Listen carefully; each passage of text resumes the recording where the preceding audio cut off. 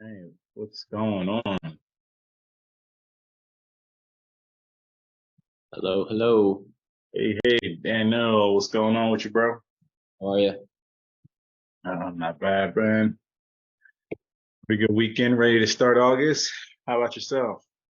Same, same. Long week, so I'm enjoying my day off. I heard that.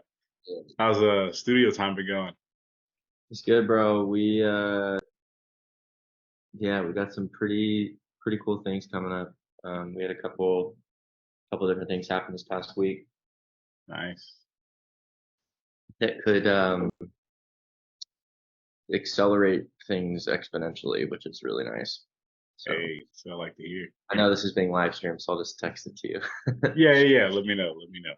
Now So, we're for anybody that is watching, we are live on Facebook, the Facebook group. That's pretty much it. Everybody else will have to miss out on an awesome piece today, man. yep. Yeah. Um, but other than that, man, that's really good. So the project coming together well. You guys thinking of release time this year or hey, Yep. all right. Pretty soon. Hey, Yeah. So we I'm got excited for this one. yeah, yeah. It's pretty cool, honestly. Like I'm pretty Yeah, excited. for So sure. We'll talk about it. yeah, absolutely. Yeah. But other than that, for everyone else, welcome.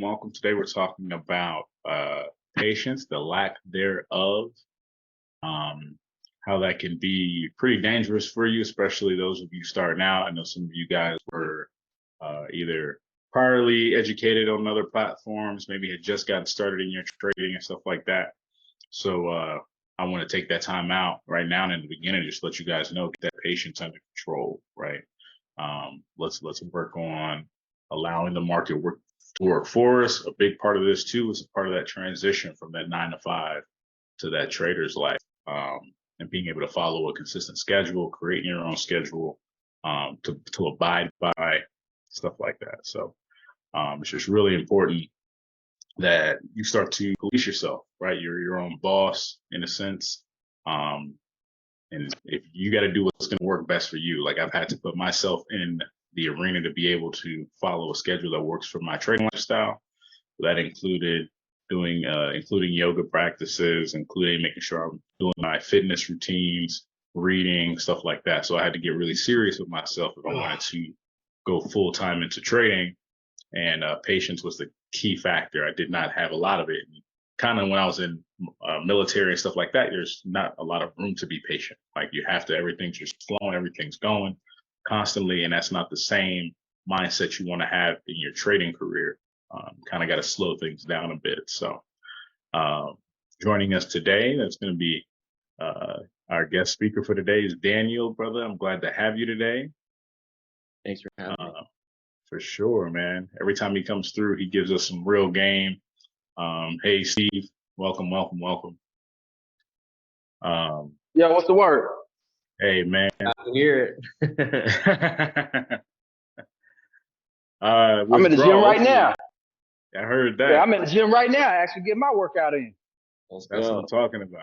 That's what I'm talking about. Yeah, man, we're gonna take that health and wellness very seriously, uh, especially if you're going to your independence as a trader. Take your health very serious. You can get real lazy doing this sometimes. So, but I heard hey, that. Daniel. Yeah, yeah. Hey, Daniel. Like I said, welcome again, and I'm gonna let you take it off from here uh, on about this patience. Awesome. Well, the first thing I'm gonna do is make everybody wait through. No, I'm just kidding. Start practicing patience immediately. No, I'm just kidding. But for those of you that don't know me, my name's Daniel. Like you said, it's super awesome to be on here, and I've been able to be helping Zay over the past off and on like 3 years now, and it's just been awesome to see him grow and his students grow as well. And it's very unique to have mental coaching on a trading platform. There are people who talk about mindset that are traders, but there's not a lot of situations where you have a specific area in a trading academy where it's only for mindset. So I'm really excited to be a part of that. Again, for those of you that don't know me, I've been coaching for almost 6 years now. I've coached everywhere from athletes to traders. I'm currently the head mental performance coach for a college golf team, as well as a golf academy up in Oregon. I've coached kids who are getting ready to perform in front of 7,000 people. I've coached people who are 65. I have a client who's 13. So I have seen it all. And I was also a trader myself, so I understand the mindset that goes into this. And what's cool today, especially with patients, I'm not going to say a whole lot, but I'm going to say things that require a lot of thinking and a lot of work. And I think one of the biggest things that I'm going to start with is, along with patience, is this kind of stuff takes work. This is not just thinking good thoughts. This is not just manifesting. This is not just, oh, I'm going to overcome this little mental block I have. This takes work, and it takes time, and it takes the right kind of work. And so, one of the things I've heard is, practice makes perfect. And that's not true, because if you're practicing the wrong thing, you're going to perfect thing wrong. And so we want to make sure that we're practicing the right things. And especially when it comes to patience, patience is not just your ability to wait. I think that is, very misunderstood. A lot of people are like, oh, I'm a patient person, I can wait for things. There are levels to patience. So one of the first things I want to bring up, especially with trading, if you are an impatient trader, and if you're watching this on live stream, I would encourage, or even right now, I would encourage you to do this tonight as an exercise. If you are an impatient trader, the odds are that you are also impatient in other areas of your life. For example, if you go to the gym, you want results faster than they're happening. If you're in the car, you want to get to the place faster than the way that you're going. If you're in a grocery line and you want to finish faster, I'm not saying that that's necessarily bad. All of us would like to get to where we're going faster. But if you already have an impatient tendency, it will be ever amplified when money is involved. Because the reason you're doing this is, okay, well, you might have a passion for trading and finance. You want to make more money. And we got to be honest about that. The reason that you trade is so that you can make more money, and so that you can either supplement your income or replace your current income in your job. And you want it to happen fast, and you want it to happen now, because duh, who wouldn't want that? But what I would encourage you to do is, if you are an impatient trader, again, see what other areas perhaps you are impatient in outside of trading, because it all bleeds into trading. Because you're not just, you might have a different characteristic or a different avatar when you're trading versus your real life, but it's all one. You're all one person. It's one identity. It comes, you don't separate them. It all bleeds into each other. And so I would encourage you to do that. And when you do that, when you figure out, like, oh, I am someone who complains a lot in traffic, or I constantly, when I'm waiting in a grocery line, I'm like, gosh, I wish this person would just go faster. It happened to me yesterday. I had 4 things in my cart. The person in front of me, I kid you not, had 60 things. 60. And eyes down the whole time. Never I personally, how I was raised, if even you have like 2 or 3 items less, you let them, or 2 or 3 items more than the person behind you, let them go. That's just what I do. And this person didn't. And so I kid you not, it took 20 minutes for this one person. And I felt impatient. But here's what's funny is, you're already waiting. So you're already being patient because you have to wait, but you just feel impatient. So patience is not, even when you're impatient, you're still waiting. So you're being patient while feeling impatient, if that makes sense. It's kind of a weird thing, because if you're waiting for something, you have to wait for it, but it's just how you feel about it. And that feeling might cause you to do things, especially in trading, that accelerate something that needs to move at a certain speed to be successful. Okay, so it's the same thing. If you're on the freeway, speed limit 65. In reality, the speed limit is whatever the flow of traffic is, driver's license question, whatever. But you go, I'm going to decide that I want to go there faster. So I'm going to go 100. And you get pulled over. Why? Because you're not supposed to go that fast. So in trading, it's the same thing. When you're looking for a setup, if you are impatient, you will see things that are not there. It will cause you to, like if you're a day trader, you shouldn't be looking at minute charts. You can, but if you're a swing trader, excuse me, and you are the kind of person that holds trades for 3, 4, 5 days, and you're looking at minute charts to try and place these little quick ones while you're waiting, either you got to figure out your trading style or you understand that you're impatient. And so it's figuring out that dynamic of it's not just waiting, it's the emotion that you have when something isn't happening right when you want it, and that emotion causes you to do things that shouldn't be happening. Okay, so what other areas of my life am I impatient in? And would self-discipline change that? Okay, so sometimes when I feel like there's a lot of things going on in my life that are out of my control, I restrict myself even more in certain areas.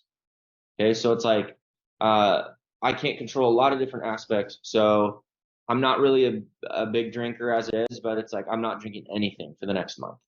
That little self-discipline. Okay, or when it comes to the gym, it's like I'm gonna go to the gym every single day, no matter how I feel. Okay, so that's another self-discipline. So you implement self-discipline because you just start creating that pattern of it. It's self-discipline a lot of the time will overcome the desire, the impatience, because you're used to doing things that are unpleasant, which means that you're willing to wait for things that are unpleasant as well. Because all impatience is, and all patience is self-discipline. You know the trade's going to move. You just don't like how long it's taking, but you know it's going to move. And self-discipline and having a trading plan will mean that it doesn't matter regardless, because it's going to move. It's going to move regardless. It's how you reacting to that creates trades that aren't there. Okay, so that would be one of the main things. Another thing to understand is that impatience typically comes from an expectation that's driven by an ultimate desire rather than a healthy desire. So what we'll do is we take things that are good and we turn them ultimate. And when something is ultimate, the things that you do to get that are much different than if something is just good. What does that look like? I have a good trade setup. I might have to wait 48 hours. It's a good trade. I'm going to wait. That's when patience sets in. You have self-discipline. I followed my trading plan. I'm going to wait for it. All's good. Now, you take that same trade, and instead of it being a good trade that you're willing to wait for, it becomes ultimate, because if you don't hit that trade, you miss rent. What do you think you're going to be checking that chart every 10 minutes, every 15 minutes. You're going to adjust your plan to try to entering the trade doesn't mean it's good. Exiting the trade doesn't mean it's bad. Profiting on a trade doesn't mean it was an amazing trade. Losing money on a trade doesn't mean it was a bad trade. We have all of these definitions that people generalize that make us create a narrative around trading as a whole. Just because you make money on a trade, how many of you have made money on a trade where you're like, kind of got lucky there, you know? And how many have lost money on a perfectly good setup? That is how trading works. And so you have to gauge whether or not the trade you're waiting for is, if you are placing it to satisfy something ultimate in you rather than something that is present and good. And that comes into your identity. If the entirety of your existence and the entirety of the next 3 days, 5 days of your life are dependent on this trade, do not trade. And that is part of patience is knowing when you are emotionally not in a position to place a trade and deal with money. Okay, two of the hardest things to deal with when you're emotional are love and money. That is, fight me on that all you want, but I'm sticking to that. So that would be the second thing, is gauging that. Now, how do you gauge that? I have taught for a very long time something called reverse engineering, and it's basically just breaking down what that feeling means. So I feel like if I don't make this trade, then I this. Okay, well, if that happens, what is it that is causing me to feel that way? And where did that come from? And when did that start? And who else is involved? And what is it exactly? And you pinpoint. You cannot fix a specific problem with a general solution. So that would be the second thing to consider. And then the third thing, which is kind of funny and ironic, is the word impatient says I'm patient, which is just really funny to me. So when you think about when you're impatient and you say it out loud, just switch the pronunciation of the I. Impatient, I'm patient. Impatient, I'm patient. I'm patient. What makes me patient? Okay. When you are able to think about simple things in a complex way, you are able to process you're able to process information at a way lower depth in a good way, meaning you're able to process all these complex things about yourself in split seconds to help you understand how to make quicker decisions and the fullest amount of decisions. A lot of people function from surface level decisions. They go external behavior, internal response, immediate external reaction. That's most 90% of the people communicate that way. Sometimes it works out, sometimes it's not so great. But what happens is you see external response and you go internal feeling. Okay, in a couple seconds, you're able to go, all right, I felt this feeling because of this thing that happened or this thing that was said. I know this about myself. When someone says that about me, that triggers it. And I'm going to use the word trigger because it is an annoying word, but it's a truthful word because that's a trigger. And what happens when you pull this, a bullet comes out. And that's what happens when people they get emotionally charged by something and they don't know why. And so they just emotionally react. And so the things that I'm teaching, especially with this patience, is going to help you process the depths of what is making you feel that way. So what does it mean for you to be patient, and what does that look like? Do you even know what that looks like for you? Oh, I just want to, and if you say I'm an impatient person, that means that you identify with impatience. Not I have impatient tendencies. You say I am an impatient person, and what that does is it sets yourself up to have your identity wrapped up in being impatient and needing things immediately, and then it just causes this landslide of behavior that leads to a lot of emotionally charged decisions that you make, whether it's trading or otherwise. So do you know what it looks like for you to be patient? Like when you're in a situation where you feel impatient, ask yourself, what would it look like to be patient right now? What does that mean? What does that look like specifically? Well, it means sitting back, looking at my chart, looking at this, before I speak, and how would that benefit you? So what does it mean to be patient, and how would that benefit you? What does it mean to be patient? How would that benefit me? And the benefit, of course, is going to outweigh the feeling of being impatient, because, well, the benefit is I'm going to make a more logical decision. If I'm talking to someone, I'm going to come off as more intelligent, and I'm actually going to be able to express what needs to be said versus just making an emotional vomit response. And in trading, I'm going to be able to see what is happening, not what I want to be there. That's the biggest thing. And if we know patience is better, which we all do, no one's gonna say, oh, being impatient is really good. Or it just means I'm driven. People make all these crazy excuses for being impatient. Like, oh, I'm just a driven person. I don't like waiting for nobody. Like, okay, so you have a problem. That's not a good thing, right? So if we know patience is better, where's the disconnect? And it's just in our priorities. And impatience is the highest prioritization of self. Because what you're saying when you're impatient is the world revolves around me and everything needs to happen in my timing. And this might offend some of you, and if it does, think about what possibly is making it offensive. The world revolves regardless, we just happen to be in it. things happen out of our control, and then we will do everything in our power to do things that we think are in our control to handle that one thing that is out of our control. But guess what? The things we're trying to take control of are still out of our control. We just want the feeling of control, knowing we're not actually going to get control. And so when we are impatient, what we are saying is, my time is more valuable than everything and anyone else. So unless this happens on my terms and my time, I am pissed. I don't like it. And nobody come in here. What does that do? Number one, it hardens you towards things that need to be addressed softly. It clouds your vision of what's actually happening. It disables your ability to see reality, because you are creating a reality around a false narrative that tells yourself, I am the most important person ever, always. And I'm not saying that you're not important, and I'm not saying that you shouldn't have a high view of yourself and a high standing, and your time is valuable. 100% is valuable. Don't let people waste your time. What I'm saying is, when you are impatient, what is happening is you are expressing in a way that is harmful to yourself that you're not waiting for anything or anybody.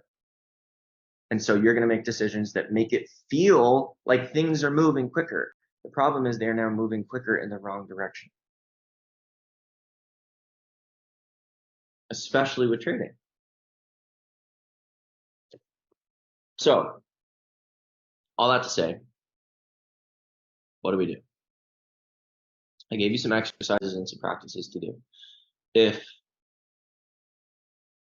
this call is a little bit confusing, or it makes you feel bad, or you're thinking about, okay, well, how do I know what's being impatient versus just practically being annoyed? Okay, because impatience and annoyance are like, I was definitely annoyed today, but it's like, there's nothing. What am I going to do? Yell at the person and then just have it turn into this whole thing? It's not worth it, right? So patience is the ability to play out the scenario of what patience looks like, and accepting that version rather than making an illogical, irrational, immediate decision just to feel better. Because when you're impatient, all you really want to do is feel better. Like, would you be willing to wait in a line of 1,000 people if they were handing out $1 million to each person? He said, you wait in a line with 1,000 people. We're not going to tell you how long it takes. The maximum amount it could take is 2 weeks. Maximum amount. Would you be willing to wait in a line for 2 weeks for someone to hand you $1 million? I'm bringing a gallon of water, and once it's empty, I'm not leaving that line. And if your answer is, well, of course I would do that, what is that reason for? It's because of the stakes. It's because of your priority. Well, I'm willing to be patient for something that benefits me. What truly benefits you, other than that money, of course, because that's the end result. The thing that gives you patience in the end, most of the time, is the result.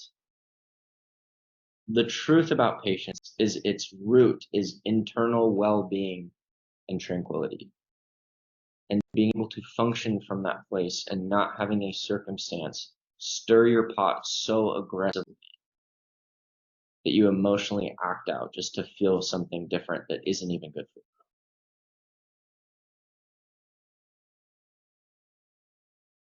you. And that would, I think that's where I'm gonna cut it. So if anybody has any questions, any comments, I'm more than happy to answer a couple before we get off. Most definitely. Hey man, that was awesome. That was awesome. As you guys gather your questions and whatnot for Daniel, maybe you've been dealing with having patient issues within your trading, allowing trades to work for you. It's important to build some good quality, some good standards. I know for me, I discovered sometime last year within my trading that I've got to wait 3 days sometimes for a lot of my trades because they are early predicted, and it's got to allow that time to build out, right? So those candlestick patterns got to happen, and they got to build in a way that allow the entire move to happen over time. So building up that patience was first me identifying that was what was even happening. Like, I'm taking the trade, day 2, I'm not seeing the move I expected, or I'm getting stopped out because my stop's too close or whatever, because I'm afraid of it going, further than I really wanted to, only to get stopped out and go in my direction anyway. And had I just been patient and allowed with that room to work, something good would have, happened. So, a lot of times we got to figure that out as we trade, as we're going through these practices, or whether you're a demo, whether you're live, either way, you've got to, fine tune and hone that patience. So I know that's something heavily I've been working with. We're going to cut it here though for the Facebook Live. So I appreciate you guys coming through. Your boy did watch on Facebook. You did get this call, but the next 3 calls we have for the rest of this month will be exclusively to our ITU students only. But please, hey, look, like, share, and show some love. And if you need to be in this room, you need to go ahead and enroll right here at ITU and join them with us so you can get more of this information. All right. But my guys here, you guys have any questions that are on the call? Daniel, man, that was fantastic, brother. I appreciate that. Absolutely. Leaving that room open. Even any comments on what was talked about, any experiences you dealt with you'd like to share, as far as having that patience is concerned in your trading, the time you have had it and it didn't work out too well, or you did have it and it went great.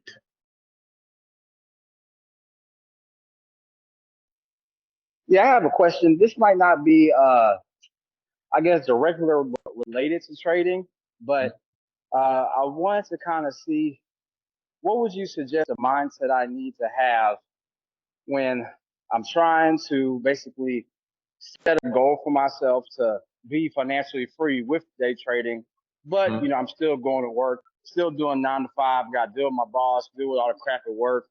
Like, what kind of mental state do I need to be in to still manage my emotions at the job before I can successfully be able to free myself and, be able to essentially just make this a full-time thing? Yeah, I would say number 1 is look at the definitions for what you have for everything. One of the biggest things that we do is we create definitions, which create our narrative. Definitions change the meaning of something.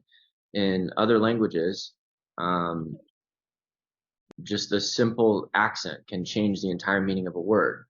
Like in Chinese, you say ma, and that means mom. But if I say ma, that's horse. So that definition is really, that definition and that pronunciation is really important. Yeah. So what I would do, and I want to change the question a little bit, not from what kind of mental state do I need to be in, because I think you know the answer to that, but it's defining what that looks like daily. And it's not feeling good all the time. It's not feeling motivated. It's not feeling like what you're doing is the amazing thing to pursue, because then again, that's just not reality. That's the same thing I tell people. Motivation is good enough to get you started, but it's not enough to keep you going. Most of the time, you rely on discipline. So you have to gauge what your current mental state is in right now. What does trading mean to you? What does your job mean to you? What is money to you? Okay, so you have to, this is going to be, where does my identity lie in these 3 things? In trading, my job, and money. And I don't know your familial situation, if you've got a wife or kids or girlfriend or anything like that. So that also, you'd have to define those things as well. But you have to define what your current mental state is and what that state is based on. Then from that point, it's essentially, after you do that, you have to gauge where you're at first, because that's the baseline. And I would say the mental state that you have to have is one that's willing to adjust. Definitely, obviously being patient, but it's not just being patient, because I consider patience is very passive. Like patience, a lot of people is just waiting. But true patience to me is pursuing the thing that's beneficial without relying on the timeline for it to feel worth it. Okay. Right? So like, I'm in the music industry. I hear that. Gotta have a lot of patience in the music industry. One of my really close friends, he said a quote that's always stuck with me. He said, success doesn't happen over time. It happens in moments over time. And the person who is successful most of the time just gave themselves more time to have those moments. And that Okay, nice. that really stuck with me. And so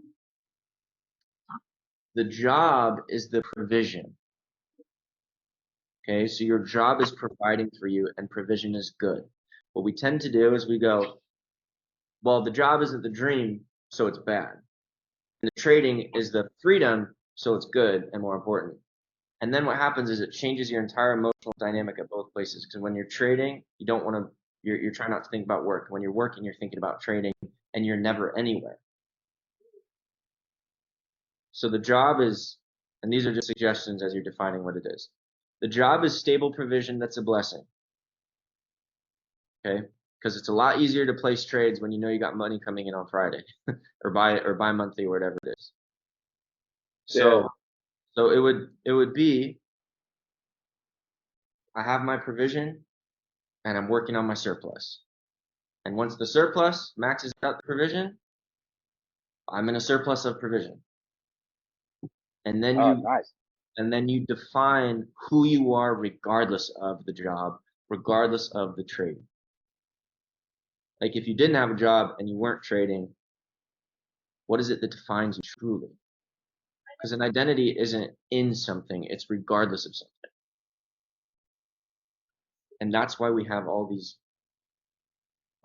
crap going on in the world with the racial stuff, the financial stuff, the war stuff. Everything is based off of identity.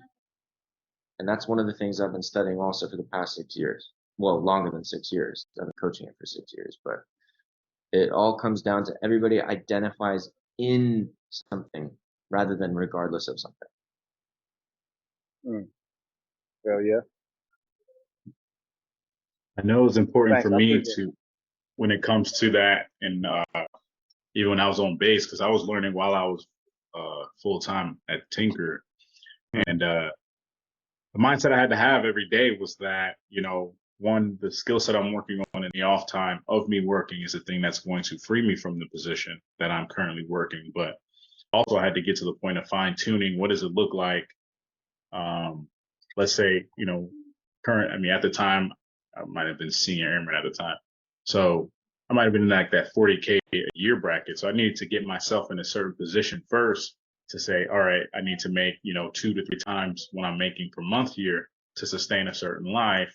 So that's number one. Let me hit these certain goals in my trading that will help fuel me getting out of here. And until I hit those positions, you know, I couldn't, you know, just leave or, you know, tell the boss off or anything like that. I still got to do what I got to do to sustain the thing that's paying for me to get out of here anyway. Right. So, you know, somebody talking shit, okay, whatever, man. You know, as long as at the end of the day, I get to get off of here and work on my dream. You might have to go home and drink yourself to sleep. You might have to go home and don't like your family or something like that you're dealing with personally. And that's unfortunate. And maybe you're showing that out here at work. But that's not, you know, I'm not going to retaliate to that, you know, because I got to stay focused and take care of what I need to take care of, or I don't hit that target. Like it all became about those goals because my family gets to eat off of me hitting these goals, me getting to live a certain lifestyle based on me hitting the small goals I'm hitting while I'm working my 9 to 5 within my trading. You know, there's goals they're going to have for you at work. That's the thing about a lot of jobs is they're going to give you goals for your life, but then, you know, what's the ones you set for yourself? Yeah. And you're a fitness guy, right, Steve? Yeah, I do martial arts. Yeah. So, I mean, you know that I think it's, you know, crazy. People who don't take care of their body for 15 years start working out in 5 months, they're pissed when they don't see results. It's like you're willing to not do something for 15 years and you're not willing after 5 months to keep going. So it's, you know, it's also that, the reverse engineering. It's the same thing of, all right, I need to make 10 sales this month. So if that is your only goal, here's the problem. Every call is emotionally charged by the necessity of a sale. So you focus on selling rather than making someone want to buy. So the better way to set that, you can set a goal with the same outcome, but you just got to define it differently.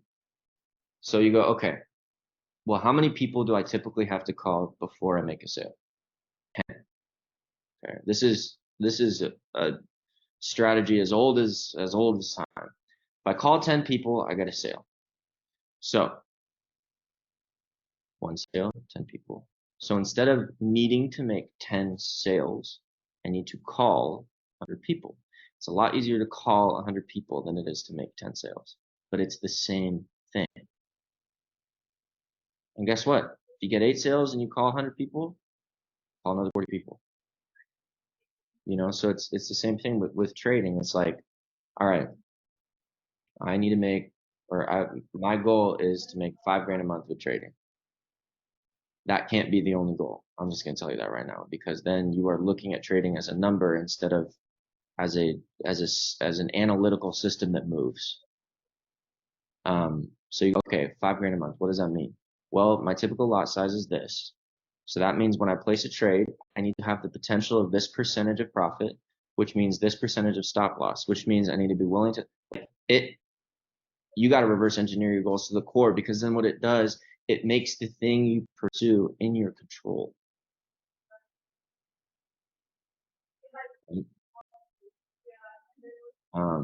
So that creates a mental state, right? Because you're like, all right, did I do that thing today that equals $5 grand at some point in time? Yeah. Because, I mean, you know, I could go on and on and on with the examples. You can make $0 for 29 days, and then day 30, you make it $5 grand because of the practice that you did. You placed that one trade, you got the right lot size. You're like 0, 0, 0, 0, 0, 0, 0, 5,000. That's how it works sometimes. That trading plan becomes essential. Yeah. The trading plan becomes essential because if you have those targets already predetermined, whether that's going to be, you know, I only trade 3 times in a week, or I only take 5 trades a week. As long as you take all 5 trades, you've done your portion of what's required for the system to operate.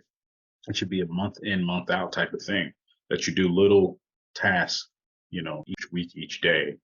So following that flow, like I know Tay says all the time, a lot of times top of the week, he'll be done trading.